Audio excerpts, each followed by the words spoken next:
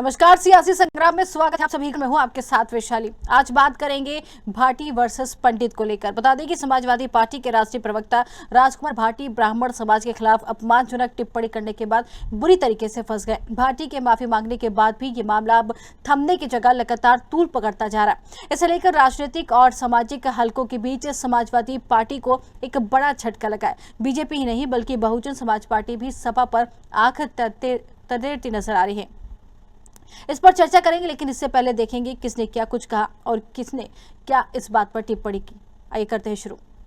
भाटी के बिगड़े बोल, सपा का गोल, ब्राह्मण बयान पर बवाल, सपा हुई बेहाल, माफी भी बेअसर, बढ़ता सियासी जहर, भाटी की जुबान फिसली, सपा की मुश्किलें निकली, एक बयान कई इस्तीफे, ब्राह्मण टिप्पणी पर बीएसपी भी हुई सख्त, अखिलेश की चुप्पी पर उठे सवाल, सप्रभक्ता के बोल पड़े भारी, जातीय बयान से गरमाई यूपी की राजनीति। उत्तर प्रदेश में समाजवादी पार्टी के राष्ट्रीय प्रवक्ता राजकुमार भाटी की ब्राह्मण समाज के खिलाफ की गई टिप्पणी ने प्रदेश का सियासी पारा बढ़ा दिया है। इस मुद्दे पर अब बसपा सुप्रीमो मायावती ने मोर्चा संभालते हुए सब मुखिया अखिलेश यादव को कटघरे में खड़ा किया। मायावती ने स्पष्ट शब्दों में कहा कि अखिलेश यादव को इस अभद्र टिप्पणी के लिए तत्काल ब्राह्मण समाज से माफी मांगनी चाहिए। मायावती ने सोशल मीडिया प्लेटफॉर्म एक्स पर लिखा कि सपा के एक प्रमुख राष्ट्रीय प्रवक्ता की ओर से ब्राह्मण समाज को लेकर की गई अभद्र, अशोभनीय एवं आपत्तिजनक टिप्पणी से हर तरफ भारी आक्रोश है।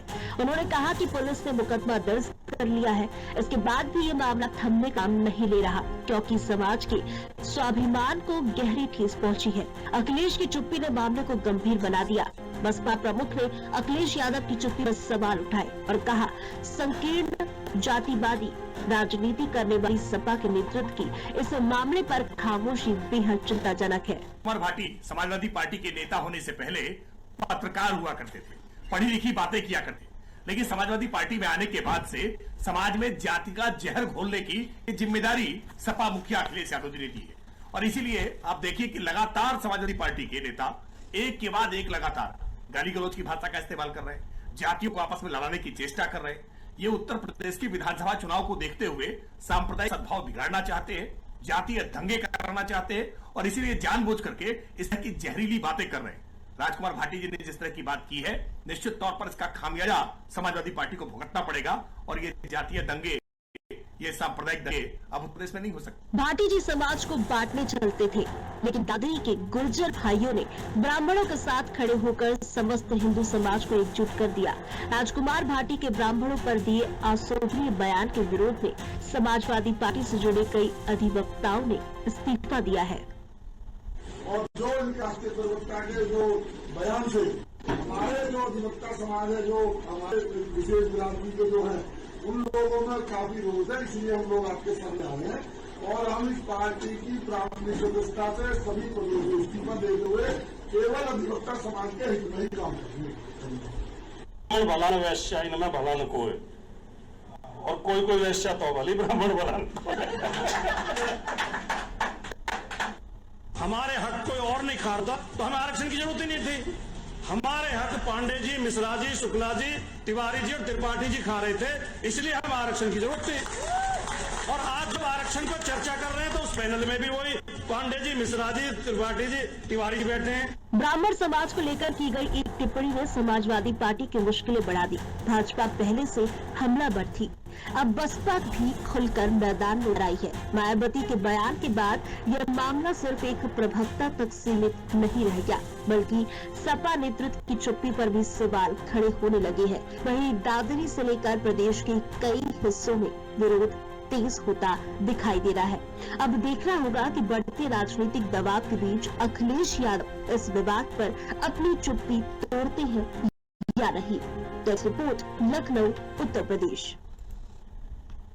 बता दें कि समाजवादी पार्टी के राष्ट्रीय प्रवक्ता राजकुमार भाटी की ब्राह्मण समाज के खिलाफ की गई टिप्पणी ने प्रदेश की सियासी पारे को बढ़ा दिया और इसी मुद्दे पर आज हम चर्चा भी करेंगे। लेकिन इससे पहले मेहमानों से आपको मिलवाएंगे। हम आपको बता दें, शमसी आजाद जी बीजेपी से हमारे साथ जुड़ गए हैं।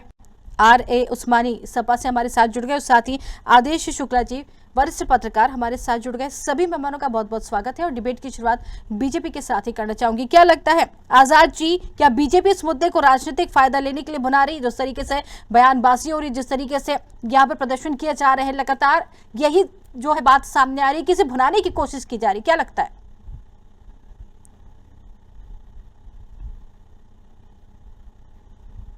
ना हम इसको भुनाने की बात करें, ना हम इसको मुद्दा बनाने की बात करें। ये स्वाभाविक है क्योंकि प्रदेश की जनता इस्तेहार, देश की जनता इस्तेहार आहत है और एक ब्राह्मण समाज जो बुद्धिजीवी समाज कहा जाता है, पढ़ा लिखा समाज कहा जाता है, उनकी भावनाओं को उसके का काम किया, उसको जो है बेइज्जत करने का काम किया, उसको नीचा दिखाने का काम जो राजकुमार भाटी द्वारा समाजवादी पार्टी के नेताओं, कार्यकर्ताओं, प्रवक्ताओं द्वारा अक्सर किया जाता है। इसके पहले भी स्वामी प्रसाद मौर्य अनर्गल बयान देते रहे, तो इनके यहाँ का इतिहास यही रहा है कि जब कुछ नहीं मध्य प्रदेश में अमन चैन रहता है, जब इनके पास कोई मुद्दा नहीं होता, पार्टी के पास कोई योजना नहीं होती, कोई बैठक करने के लिए इनके पास मिशन नहीं होता, तो ये लोग जो इस तरीके के बयानबाजी देकर अटेंशन पाना चाहते हैं और अपने जो जाति के लोग हैं उनको जो एकत्रित करने का काम करते हैं।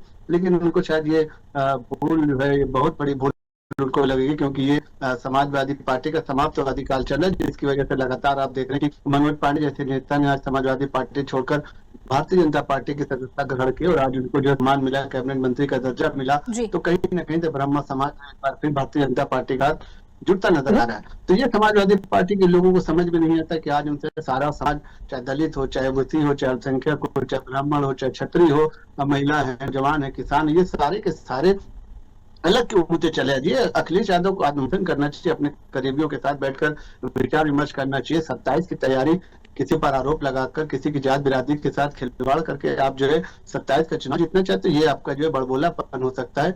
ये प्रदेश की जनता का मतदान जो है आप अगर पाना चाहते हैं, इसके लिए आपको जमीन पर उतरना पड़ेगा, पसीना बहाना पड़ेगा। लेकिन सिर्फ इसी और उसमें ट्विटर और फेसबुक के माध्यम से अगर आप राजनीति करना चाह रहे हैं, तो जब राजनीति बदल चुकी है, 2014 से देश की राजनीति में जो नया परिवर्तन आया है, उसके लिए कि अगर आप चाहता है कि हम जो सीटें जीते विधानसभा में, पहुंचे, संसद तक पहुंचे, तो आपको उसके लिए जो है कहीं ना कहीं मेहनत करना पड़ेगा, पसीना बहाना पड़ेगा, और ये भारतीय जनता पार्टी करती है। भारतीय जनता पार्टी जीत का जश्न भले ही बहुत हल्के से मनाए, लेकिन हार पे मंथन जरूर करती है और आगे तैयारी वो करती है। और 22 से लेकर अब तक समाजवादी पार्टी ने चुनाव को लेकर कोई भी काम नहीं किया, सिर्फ ये कि तुष्टिकरण की राजनीति, सिर्फ ये कि भड़काने वाला बयान, सिर्फ ये है कि लाशों पर राजनीति करने का काम, तो ये तो समाजवादी पार्टी के लिए लाभदायक हो सकते हैं, लेकिन ये भारतीय जनता पार्टी के लिए कहीं से भी नुकसानदेह नहीं ना। भारतीय जनता पार्टी इसको बहुत सीरियस लेती है। भारतीय जनता पार्टी का जो मिशन है 2027 वो लगातार उस पर चल रही है और निरंतर चल रही है, जिसकी वजह से प्रदेश की जनता के बीच बनाती है। कार्यकर्ता और जो भारतीय जनता पार्टी के सदस्य हैं उनमें और जनता के बीच में एक मैत्रिता हो जाती है लगातार उनके बीच में आने जाने से, और जिसका फायदा कहीं न कहीं चुनाव में भारतीय जनता पार्टी को मिलता है। ठीक है, इसका जवाब ले लेते हैं, सपा से इसका जवाब ले लेते हैं। उस्मानी जी की तरफ रुक करना चाहेंगे। उस्मानी जी, सपा का बड़बोलापन 2027 में जनता सबक सिखाएगी, ध्यान देना चाहिए 27 पे, तो 27 पे ध्यान नहीं दे रहे हैं, बाकी चीजों पे ध्यान दे रहे हैं, बड़बोलापन बता दिया गया है, क्या कहेंगे? देखिए, समाजवादी पार्टी जो है जमीनी मुद्दे लेकर के चलती है, और वैशाली जी आपने जो डिबेट तो ये जमीनी मुद्दे इस तरीके से सर, तो अरे सुनिए एक वर्ग को साथ के जमीनी मुद्दे कैसे हो सकते हैं? आज अभी हम भारतीय जनता पार्टी के नेता को सुन रहे थे जी, बड़ी तारीफों के पुल बांध थे। 10 साल की गवर्नमेंट में दिल्ली की नीट की परीक्षा जो है 4 बार उसका पेपर आउट हो चुका है और 4 बार सीबीआई जांच के आदेश दिए जा चुके हैं। नहीं देखिए अभी हम इस मुद्दे पे बात बाद में करेंगे, इस मुद्दे पर भी आएंगे, लेकिन पहले हम जो मुद्दा ले रहे हैं उस पर बात करेंगे। सुनिए, 25 लाख बच्चों का भविष्य जुड़ा हुआ है, और ब्राह्मण समाज के लड़के ने, हमारे यहाँ मिश्रा जी लड़का था एक लखीमपुर में, उसने आत्महत्या कर ली है, और उसके ऊपर भी आप लोग डिबेट करा लेते तो बहुत अच्छा था। बिल्कुल बिल्कुल जरूर कराएंगे, ये मुद्दा भी छोटा नहीं सर, इस पे भी डिबेट कराएंगे। तो ज्वलन समस्या है, और जो ये बता रहे थे कि भारतीय जनता पार्टी जमीन में जाती है, ये जाती है, वो जाती है। अभी ईरान और अमेरिका का युद्ध हो रहा था, उसमें अमेरिका ने 60 लाख फौजी भेजे थे जी। लेकिन एक ब्राह्मण बेटी जो ममता बनर्जी, जो बंगाल की मुख्यमंत्री थी, उनको हराने के लिए यही भारतीय जनता पार्टी के लोगों ने 2.5 लाख सैनिक भेज करके वहां लूटने का काम किया है, पूरे मतपत्रों को लूटने का काम किया, चुनाव को लूटने का काम किया और लूट के उस ब्राह्मण बेटी को सत्ता से बेदखल करने का काम किया है और आज उन्हीं के ऊपर जुल्म ज्यादती कर रहे हैं। ये कौन सा ब्राह्मणों के साथ ये फ्री कर रहे हैं? अरे तो ब्राह्मणों को ये बोलना कहाँ तक जायज है सर उस्मानी साहब? ब्राह्मणों को ये बोलना कहाँ तक जायज है जो ये बयान दिया गया, क्या ये जायज है? ये उनके व्यक्तिगत विचार हो सकते हैं, समाजवादी पार्टी का ये विचार नहीं है। समाजवादी पार्टी जो है वो माता प्रसाद पांडे को विधानसभा के नेता विरोधी दल की कुर्सी देती है जी, और विधानसभा अध्यक्ष की जो सबसे बड़ी कुर्सी है वो भी अपनी सरकार में माता प्रसाद पांडे जी को देने का काम करती है। समाजवादी पार्टी के राष्ट्रीय अध्यक्ष के बयान अभी एक हफ्ते पहले आपने सुने होंगे कि उनको जो पंडित जी ने बताया है, जो पंडित बताएंगे वही हमारे राष्ट्रीय अध्यक्ष जी करेंगे। पंडित जी ने ही 2012 में सरकार बनाई थी और ही फिर हमारी सरकार बनाएंगे। तो वही पंडित तो कह रहे हैं कि 27 में मजा चखाएंगे। समाजवादी पार्टी करती है। वही पंडित तो कह रहे हैं कि अब 27 में मजा चखाएंगे। नहीं, बिल्कुल मजा नहीं चखाएंगे। ये तो भारतीय जनता पार्टी के जो एजेंट हैं जी, जो भारतीय जनता पार्टी के खरीदे हुए लोग हैं, वो लोग इस तरह की बातें कर रहे हैं। अभी इनको मजा चखाया 24 में, अभी मजा तो चखा इन्होंने 24 में उत्तर प्रदेश में, वो भी ये भूले नहीं होंगे और 27 में इनको फिर थोड़ा मजा चखाने का काम समाजवादी पार्टी भारतीय जनता पार्टी को मजा चखाने का काम करेगी। क्योंकि आज पूरे प्रदेश की जनता जो है वो माननीय अखिलेश यादव की तरफ, राष्ट्रीय अध्यक्ष जी की तरफ देख रही है कि इस प्रदेश को, इस देश को सिर्फ अखिलेश यादव, सिर्फ और सिर्फ अखिलेश यादव चला सकते हैं। वो सारे जाति धर्मों के लोगों को साथ में लेकर चलते हैं, उनको साथ में लेकर चलने का काम करते हैं। और ब्राह्मणों उन्होंने घोषणा की है कि जो परशुराम जी की जयंती है, भगवान परशुराम जी की जयंती, उनके अवसर पर समाजवादी पार्टी 2 दिन की छुट्टी करने की घोषणा। तो ये जयंती तो पहले भी आई थी सर, देखिए सवाल तो यहाँ से भी उठ जाएगा, ये जयंती तो पहले भी आती थी, तब क्यों छुट्टी घोषित नहीं की गई? अब क्यों? कहाँ इस बार कहाँ छुट्टी हुई? भारतीय जनता पार्टी पहले भी जब अखिलेश यादव की सरकार थी तब भी तो ये जयंती आई थी, तब भी आती होगी। छुट्टी थी 2 दिन की छुट्टी, इन्होंने छुट्टी खत्म कर दी। भारतीय जनता पार्टी की सरकार ने छुट्टी महापुरुषों के नाम पे जो रुपया थी उनको खत्म कर दिया। और ये लोग जो है, जो ब्राह्मण समाज और क्षत्रिय समाज के लोग होते हैं, मुख्यमंत्री के कुर्सी पे होते हैं, उनको हटाने का काम करते हैं। केजरीवाल बनिया समाज से थे, उनको गद्दी से हटा करके उनको फर्जी तरीके से जेल में भेजने का काम किया। आज उनको क्लीन चिट कोर्ट ने दे दी है। अब बताइए कौन सी सजा देंगे इन लोगों को? आज ममता बनर्जी को इन्होंने ब्राह्मणवाद की बेटी से सत्ता छीन ली इन्होंने। वसुंधरा राजे जो क्षत्रिय समाज से ताल्लुक रखती है और राजस्थान में मतलब सत्ता छीनने का काम करती है बीजेपी, सीधी बात, सत्ता छीनने का काम बीजेपी करती है। काम इन्होंने किया। सीधी बात, आपका कहना है कि सत्ता छीनने का काम बीजेपी करती है, लेकिन बहुमत तो जनता ने दिया है ना सर, बहुमत तो जनता ने दिया है। सत्ता, आप कह रहे हैं सत्ता छीनने का काम बीजेपी करती है, बहुमत तो जनता ने दिया है, आखिर जनता को कैसे सब कहेंगे? ठीक है, आपके पास वापस आएंगे, ठीक है वापस आएंगे। बीजेपी कुछ कहना चाह रही, वापस आपके पास भी आएंगे सर, आपके पास भी वापस आएंगे। वरिष्ठ पत्रकार, ठीक है तो सुन लेंगे ना, सुन लेंगे, रुक जाइए सुन लेंगे, बीजेपी क्या कहेगी सुन लेंगे, अभी रुक जाइए सर।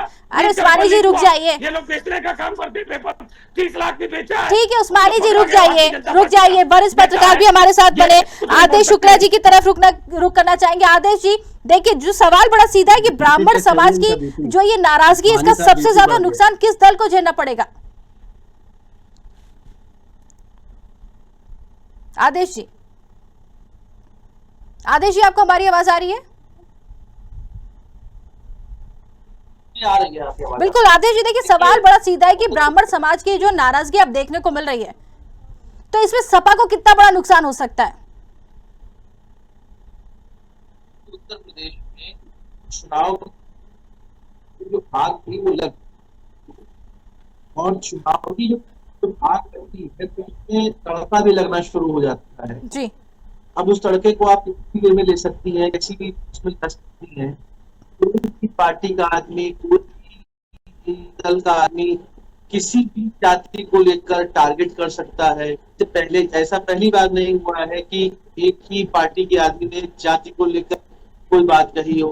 आप सारी पार्टियां उठा के देखिए, पार्टियों में कई ऐसे होते हैं जो कुछ ऐसा बड़बोलापन करते हैं बिल्कुल वो बयान से ही जाने जाने लगते हैं। अब आज आप भाटी जी की चर्चा कर रही हैं, भाटी जी ने जो भी कहा है, समाजवादी पार्टी के है ना प्रवक्ता है, उन्होंने कहा है, ब्राह्मणों के लिए कहा है, तो स्वाभाविक सी बात है कि एक जिस जात को लेकर, जिस वर्ग को लेकर कहा जाएगा, उस वर्ग का एक नाराजगी देखने को मिलती है। जी लेकिन दूसरी बात, सबसे बड़ी बात इसमें ये होनी चाहिए कि इस पर भी एक कानून बनना, जी जी कि किसी भी जात को लेकर, किसी भी पंथ को लेकर, किसी भी मजहब को लेकर किसी को कोई अधिकार नहीं होना चाहिए कि वो उस पर कोई भी अपमानजनक बातें कहे। बिल्कुल जैसे आपको पता होगा कि जैसे इलेक्शन चलता है, इलेक्शन में क्या होता है, हेट स्पीच वाला मामला चलता है। हेट स्पीच वाले मामले में कई सांसद वगैरह जेल भी गए हैं, जी कई जगह कईयों को थाना भी भरना पड़ा है। इसी तरीके से ऐसा एक कानून बनना चाहिए कि जिसमें सीधी सी बात है, अगर आपने किसी भी जात को लेकर, किसी भी पंथ को लेकर, किसी भी मजहब को लेकर अगर कोई भी ऐसी बात कही है तो आपके खिलाफ मुकदमा दर्ज होना चाहिए। बिल्कुल और मुकदमे के साथ साथ ये नहीं कि आज आपने कहा, कल आपने कहा कि मैंने अपने शब्द वापस ले लिए। भाई आप किसी को कहिए कि आप पहले उसको गाली दीजिए, फिर कह दीजिए नहीं हमने तो आपसे वापस ले लिया है। जो चीज सार्वजनिक हो गई, जैसे मान लीजिए पैनल इतने लोग बैठे हैं, कोई किसी के लिए बोले, और एक तो देखिए व्यक्तिगत कभी कुछ नहीं चाहिए, अपनी राजनीति सिस्टम तक रखनी चाहिए। जी कोई भी अभी कुछ बोले तो ऊपर सख्त कानून होना चाहिए कि अगर बोला है इस पे धारा होगी और इस पे तत्काल जेल होगी। जब तक आप ये व्यवस्था नहीं करेंगे बिल्कुल। तब तक ऐसे बोलने वाले लोग हर पार्टियों में आपको मिलते रहेंगे। बिल्कुल। कोई कभी कुछ बोलेगा, कोई किसी धर्म के बारे में बोलेगा, कभी साउथ से बात आएगी, कोई सनातन के बारे में बोल देगा, कभी कोई कुछ बोल देगा। तो अगर ये बातें रोकनी, ये बात एक पार्टी के लिए नहीं है, ये बात समाजवादी पार्टी के लिए भी, भाजपा के लिए भी। बिल्कुल। भाजपा के प्रवक्ता बैठे हैं, जी। कभी कभी ये भी जो है इनके पार्टी के लोग कुछ ऐसा बोल जाते हैं जिस पर ये जवाब भी कहते हैं। समाजवादी पार्टी के प्रवक्ता बैठे हैं, जी। इनके भी पार्टी में कुछ ऐसे लोग बोल जाते हैं, कई बार बोले हैं। आपको याद होगा समाजवादी पार्टी में एक समय पर स्वामी प्रसाद मौर्य हुआ करते थे, तो वो भी ऐसी बातें बोलते थे, वो भी कुछ अलग टाइप की बातें बोलते थे। तो ऐसा नहीं है, स्वाभाविक सी बात है, जब प्रवक्ता डिबेट में बैठा है और उसकी हो रही है तो वो डिनाई तो नहीं करेगा, ये है कि कह देता है कि व्यक्तिगत चल है या कुछ ऐसी बातें हैं। लेकिन मेरा मानना है कि इसमें अगर सीधा सीधा एक कानून बना देंगे कि जैसे हेट स्पीच का कानून बना हुआ है, हेट स्पीच कानून के तहत आपको सजा होती है तो होती है। तो इलेक्शन के टाइम पे आपने देखा होगा कि बहुत से नेता अपने अपने बड़ा कंट्रोल करते हैं। अगर ये बात अगर आ जाएगी तो आगे आने वाले टाइम में किसी की हिम्मत नहीं होगी बोलने के लिए, किसी भी जात, किसी भी पंथ, किसी भी मजहब के खिलाफ। जी जी बिल्कुल, बहुत अच्छी आपने बात कही। बीजेपी की तरफ रुकना चाहेंगे, आजाद जी हमारे साथ लगातार बने। आजाद जी, बीजेपी के पास कुछ बोलने के लिए नहीं है, क्या कहेंगे? हमारे पास क्या बोलने के लिए नहीं है? किस विषय पर? जी किस विषय पर बोलने के लिए? ये बड़ा आरोप लग रहा है कि कोई भी जवाब नहीं होता बीजेपी के पास। आपने कहा बड़बोलापन सपा करती, लेकिन वो तो उल्टा ही आरोप लगा रही कि बीजेपी के पास तो कुछ बोलने के लिए है ही नहीं। देखिए, भारतीय जनता पार्टी जो है बहुत बड़ा परिवार है और उस परिवार में हर आदमी चाहता है, क्योंकि जो राजनीति करने वाले लोग हैं, हमारा परिवार कोई एक आदमी का परिवार नहीं कि जो कोई फैसला हम ही करेंगे, राष्ट्रीय अध्यक्ष हम ही बनेंगे, लोकसभा में अध्यक्ष हम ही रहेंगे, मुख्यमंत्री प्रचारक हम ही रहे, टिकट हम ही बांटेंगे, मंत्रालय हम ही लेंगे, हमारे घर का आदमी सांसद बनेगा, हमारे घर का आदमी चेयरमैन बनेगा, एमएलसी हमारे परिवार के लोग बनेंगे। पार्टी की तरह परिवारवादी पार्टी नहीं। हमारे यहाँ जो एक बहुत बड़ा संगठन है, पन्ना प्रमुख से लेकर राष्ट्रीय अध्यक्ष तक का बीच का जो मामला रहता है वो बैठ कर तय किया जाता है। जो भी फैसले लिए जाते हैं वो सार्वजनिक रूप से लिए जाते हैं। इनके यहाँ तो कभी ब्राह्मणों को यानी कि क्या पूछिए भाई, कितनी बार प्रदेश अध्यक्ष बनाया गया किसी पद को, कितनी बार राष्ट्रीय अध्यक्ष बनाया गया किसी ब्राह्मण को, किसी क्षत्रिय को राष्ट्रीय अध्यक्ष क्या बनाया गया? तो क्या तो एक अधिकार है भाई, पार्टी का वही रहेगा, लोकसभा का अध्यक्ष वही रहेगा और विपक्ष नेता वही रहेंगे, विधानसभा में वही रहेंगे, हर जगह एक ही आदमी का वर्चस्व है। आज अगर उस्मानी साहब बैठे, मैं चैलेंज करता हूँ आपके डिबेट में कि अगर ये 10 राष्ट्रीय नेताओं के नाम बता दें तो मैं डिबेट छोड़ के चला जाऊंगा, आप इनसे पूछ के बता दें, क्योंकि इनको मालूम नहीं होगा। ये खुद कार्यकर्ता है समाजवादी पार्टी के, लेकिन अखिलेश यादव ने एक ऐसी थ्योरी बना रखी है कि जितने भी प्रेस कॉन्फ्रेंस होती है अकेले वही करते हैं, जितनी भी मीटिंग होगी अकेले वही करते हैं, उन्होंने कभी दूसरी लाइन खड़ी ही नहीं की। और यही वजह है कि समाजवादी पार्टी का जो शिकार हुई है तो इसी वजह से हो रही है। तो कभी राजकुमार भाटी उसके जिम्मेदार होते हैं, कभी कोई जिम्मेदार होता है, कभी कोई जिम्मेदार होता है। महिला के सम्मान की बात करते हैं और पूजा पाल जी को पार्टी से निकाल दिया जाता है। ब्राह्मणों के सम्मान की बात करते हैं, मनोज पांडे को पार्टी से निकाल दिया जाता है। क्षत्रिय की बात करते हैं, अभय सिंह को पार्टी से निकाल दिया जाता है। तो इनके पास तो ले देकर बचा कौन? अल्पसंख्यक समाज तो वो भी आज भारतीय जनता पार्टी के साथ आ गया, दलित के साथ कभी था ही नहीं, ओबीसी इनके साथ था ही नहीं। अब वो बचा कौन है भाई? एमआरआई का फैक्टर इनका खत्म हो चुका, तभी इन्होंने पीडीए लॉन्च किया, लेकिन पीडीए को भी पूरी तरीके से फुस कर दिया गया, क्योंकि जिस तरीके से भारतीय जनता पार्टी ने प्रदेश अध्यक्ष बनाया, उसके बाद अभी मंत्रिमंडल का विस्तार किया, जिसमें ओबीसी, दलित, महिला, ब्राह्मण और क्षत्रिय सबको लेकर जिस तरीके से मंत्रिमंडल का विस्तार किया, तो उसके बाद फिर एक बार ये हुआ कि समाजवादी पार्टी पीडीए फार्मूला पूरी तरीके से धराशायी है। तो ये दूर दूर तक नहीं दिखाई देगी। और एक बात है कि पार्टी में टूट होने जा रही है, शायद समाजवादी पार्टी को पता भी ना, जब टूट हो जाएगी तब उस्मानी साहब देख चिल्लाने के लिए बैठ जाएंगे कि हमारे कार्यकर्ताओं को खरीद लिया गया, हमारे नेताओं को खरीद लिया गया। ऐसे नेता, ऐसे कार्यकर्ता बनाते ही क्यों कि टूट जाए? भारतीय जनता पार्टी का तो कोई नेता टूट नहीं होता।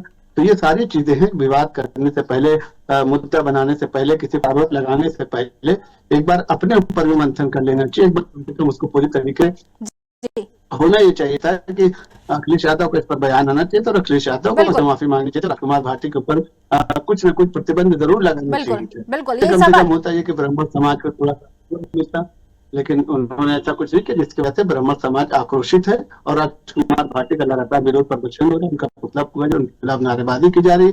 अगर राजकुमार भाटी और अखिलेश यादव ने इस पर माफी नहीं मांगी जनता से, तो ये प्रदर्शन जो है उग्र होता जाएगा और 27 के चुनाव में इनको बहुत बड़ी कीमत चुकानी पड़ेगी। बिल्कुल बिल्कुल बिल्कुल। दोबारा रुक करना चाहेंगे, उस्मानी जी की तरफ रुक करना चाहेंगे। उस्मानी जी, क्या अखिलेश यादव भाटी के ऊपर कोई कार्रवाई करेंगे? क्या लगता है आपको? 100 सीटों पर ब्राह्मण का वर्चस्व रहता है, इतना बड़ा समुदाय। देखिए भाई, ब्राह्मण समाज को लेकर के समाजवादी पार्टी चल रही है पूरी तरीके से। इनके जैसे नहीं है कि वो ब्राह्मण की बेटी ममता बनर्जी के पीछे 2.5 लाख फौज लगा करके उसे सत्ता से बेदखल कर दिया, छीन लिया। उमा भारती जो पीड़ित समाज से आती थी, मध्य प्रदेश को किनारे लगा दिया, और ये बड़ी बड़ी बातें कर रहे हैं। ये 10 मुस्लिम नेताओं के नाम था, ये मुस्लिम नाम के बैठे हुए हैं। 10 मुस्लिम नेताओं को एक एमपी का टिकट तो दे नहीं सकते। एक एमपी बिल्कुल, उमा भारती लोधी थी सर, ब्राह्मण नहीं थी। उमा भारती को किनारे लगा दिया, एमडी अकबर को किनारे लगा दिया, मुख्तार अब्बास नकवी को तुम किनारे लगा दिया। तुम क्या बात कर रहे हो?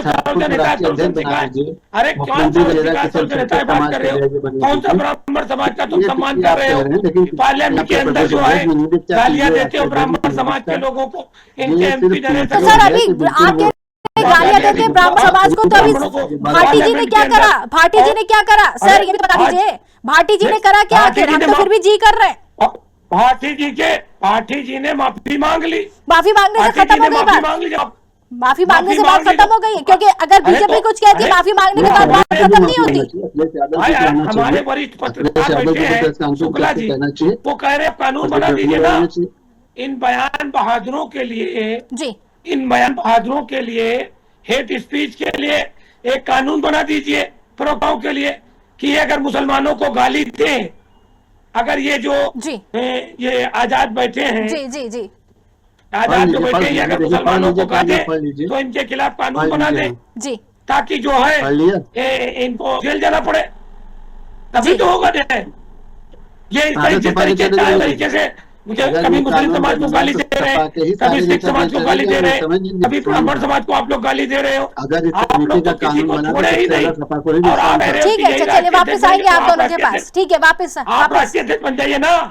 ठीक है, वापस आएंगे सर, दोनों के पास वापस आएंगे। ठीक है, वरिष्ठ पत्रकार की तरफ रुक करना चाहेंगे, वापस आप दोनों के पास आएंगे। आदेश जी, मायावती का ट्वीट, क्या लगता है इस पूरे मामले पर मायावती का ट्वीट कितना अहम माना जा सकता है? मायावती जी ने तो कहा था तिलक तराजू और तलवार। ठीक है सर, वापस आपके पास आ रहे हैं। आदेश जी की तरफ मेरा रुके, वापस आपके पास आ रहे हैं। आदेश जी की तरफ मेरा रुके। आदेश जी, क्या लगता है आपको मायावती का ये ट्वीट जो आज आया है, इस पूरे मामले को लेकर क्या लगता है आपको? कितना मायने रखता है? क्या ब्राह्मण समाज जो है ये इसको भी साधने की कोशिश यहाँ से की जा रही है? मायावती को आप लोग जो है कि मायावती की इधर राजनीतिक दिशा ठीक नहीं हो सकता है, ये हम लोग मानते हैं। जी लेकिन मायावती ऐसी लीडर है, मायावती एक ऐसी लीडर है जो अगर रैली करती है तो वो अपना रिकॉर्ड खुद ही तोड़ती है। फोन करेगा बताइए तो डिलीट आप हमेशा याद रखिए, जब भी मायावती ने कोई रैली करी है तो उनकी रैली में कोई वो नहीं होता है, कोई चार प्रचार नहीं होता है। उनकी रैली पे उनके जो जो उनके फॉलोअर्स हैं जी वो उनको सुनने खुद आते जी। हैं। और दूसरी चीज नहीं रिकॉर्ड तोड़ती है हर बार। कोई भी नेता ऐसा नहीं है कि लखनऊ में आके रैली कर दे और मायावती का रिकॉर्ड तोड़ दे। जी अभी ऐसा कोई भी नहीं, ऐसे नहीं। दूसरी चीज आते हैं, देखिए मायावती स्वाभाविक सी बात है कि वो हमेशा ब्राह्मणों को लेकर थोड़ा हमेशा सॉफ्ट कॉर्नर में रहती है। वो कोई भी ऐसी बात होती है तो वो ब्राह्मणों को लेकर सबसे पहले ही आगे आती है। उसका कारण समझिए, जब 2007 में उनकी सरकार आई थी। जी जी आदेश जी, चलिए आदेश जी से शायद हमारा संपर्क टूट गया, दोबारा कोशिश करना चाहेंगे। आजाद जी की तरफ एक बार फिर से रुक करना चाहेंगे। आजाद जी, क्या लगता है कि आपको लगता है कि सपा का आदेश जी, आपको हमारी आवाज आ रही है? जी आ रही है। बिल्कुल बिल्कुल सर, कंटिन्यू करिए। मेरा कहने का मतलब है मायावती हमेशा जो है ऐसी लीडर है जो हमेशा सॉफ्ट रहती है। इसलिए उनका एक ट्वीट आना देर से आया वो एक अलग बात है, वो शायद जानकारी नहीं हुई या उनको आया नहीं गया या कैसी बात होगी। उनका ट्वीट आ जाना चाहिए था बहुत पहले। तो मायावती के साथ सॉफ्ट करने में हमेशा आपने देखा होगा कि ब्राह्मण हमेशा उनसे सॉफ्ट था। जी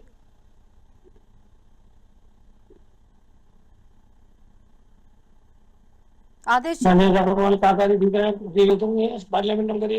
जी, हमारा फिर से संपर्क टूट गया। आदेश जी से दोबारा कोशिश करते हैं। सर, आपको हमारी आवाज आ रही है? आदेश जी से हमारा संपर्क टूट गया, दोबारा कोशिश करेंगे। आजाद जी की तरफ रुक करना चाहेंगे। आजाद जी, क्या लगता है, क्या बीजेपी इस विवाद को 2027 चुनाव के नैरेटिव में बदलना चाहती है? हम इसको नैरेटिव में बदलना नहीं चाहते। हमारा जो मुद्दा है, हम सबका साथ सबका विकास, जीरो टॉलरेंस की नीति, प्रदेश में हुआ विकास, जो योजनाएं हैं उसके माध्यम से जातिवाद पर लड़ाई करना नहीं चाहते। हम इसको बढ़ावा देने का काम। मुसलमानों का सत्यानाश, ये नारा है तुम्हारा, ये नारा है तुम्हारा। देखिए, शायद बीपी की दवा नहीं खा के आए उस्मानी साहब। अरे भाई, दवा आप खा लीजिए ना। आवाज आप हमको बताइए, आपका बोल नहीं पा आप बताइए ना। आप बताइए मुस्लिम समाज का कोई मेंबर आपको सड़कों पर आपका तो मुख्यमंत्री मुसलमान बनाया जा रहा है। अरे कोई लोकसभा में हालत देखा आपने? आजम खान की हालत देखा, समाजवादी पार्टी ने क्या कर दिया आजम खान को? अरे नहीं, सबका साथ सबका विकास है। पार्टी अरे बताओ ना, बात दो ना भाई, सबका साथ सबका विकास है पश्चिम, तो बताओ ना पश्चिम कि ये मुस्लिम समाज जो बड़े पैमाने पर देश की दूसरे नंबर की सबसे बड़ी आबादी है, उसका एक भी मुस्लिम माइनॉरिटी। ठीक है सर, ठीक है। उस्मानी जी, देखिए उस्मानी जी, क्या ये मानने की सपा को डर है? इस बयान के बाद सपा को डर है क्या? ये मानने की उनका सामाजिक समीकरण बिगड़ सकता है? नुकसान नहीं हो रहा है, सपा को कोई नुकसान नहीं हो रहा है, क्योंकि सपा के हमारे राष्ट्रीय अध्यक्ष माननीय यादव जी जो है वो ब्राह्मणों को साथ लेकर के चलते हैं जी, वो ब्राह्मणों को साथ लेकर के चलते हैं। अभी उन्होंने 8 दिन पहले प्रेस कॉन्फ्रेंस की थी कि हमको एक पंडित जी ने बताया है कि तुम्हारी सरकार 2027 में बनेगी, हमको जो पंडित जी बताएंगे वही हम करेंगे। पंडित जी कहेंगे तो चुनाव लड़ेंगे, पंडित जी कहेंगे तो हम घर से बाहर निकलेंगे, पंडित जी कहेंगे तो हम घर के अंदर रहेंगे। तो जब इतना सम्मान ब्राह्मणों का हमारे राष्ट्रीय अध्यक्ष जी कर रहे हैं और ब्राह्मण समाज ने कंधे से कंधा मिला करके समाजवादी पार्टी का साथ दिया है, 2024 में तो आप भूल चुकाने का काम किया। उत्तर प्रदेश में आपको दूसरे नंबर की पार्टी बनाना काम किया। करने वाले 17 में कहा थे, 22 पंडित जी। 80 की 80 सीटें जीतेंगे, 80 तो जीते नहीं, 44 जीत गई समाजवादी पार्टी। ठीक है, देखिए चर्चा को हम आगे बढ़ाते हैं। देखिए बिल्कुल चर्चा दोनों की बात सुन रहे हैं, चर्चा को आगे बढ़ाते, लेकिन समय हो गया सर, चर्चा रोकनी पड़ेगी। बहुत बहुत धन्यवाद हमसे जुड़ने के लिए। वैशाली जी बिल्कुल वैशाली जी जी एक जवाब इनसे दिला दीजिए। जी। इन्होंने कहा था सबका साथ सबका विकास, जी। इनसे बता दीजिए, पूछ लीजिए क्या कोई मुस्लिम लोकसभा सदस्य है जो तो ये ये सबका तो साथ सबका देखिए, विकास कर रहे हैं? ये तो एक भड़काने वाली बात हो ये जाएगी खाली- नहीं सर, ये तो एक भड़काने नहीं वाली भाई। बात होगी। नहीं, भड़काने वाली बात नहीं, नहीं एक सर। भी लोकसभा सदस्य मुस्लिम नहीं है। नहीं सर, हमारा समय इजाजत ये नहीं लोग दे जो रहा, हम है, आगे चर्चा करें, हम ये फिर से सबका जुड़ेंगे साथ इस नहीं। चर्चा को लेकर। सर आगे फिर जुड़ेंगे इस चर्चा को लेकर। फिलहाल बहुत बहुत धन्यवाद सभी का हमसे जुड़ने के लिए। तो बता दें कि ब्राह्मण समाज को लेकर की गई एक टिप्पणी ने समाजवादी पार्टी की मुश्किलें बढ़ा दी है। बीजेपी पहले से हमलावर थी और अब बसपा भी खुलकर मैदान में उतर आई। मायावती के बयान के बाद यह मामला सिर्फ एक प्रवक्ता तक सीमित नहीं रहा, बल्कि सपा नेतृत्व की चुप्पी पर भी सवाल खड़े होने लगे। वहीं दादरी को लेकर प्रदेश के कई हिस्सों में विरोध तेज होता दिखाई दे रहा। अब देखना होगा कि बढ़ते राजनीतिक दबाव के बीच अखिलेश यादव इस विवाद पर अपनी चुप्पी तोड़ते हैं या नहीं। फिलहाल आज के कार्यक्रम में इतना ही। नमस्कार।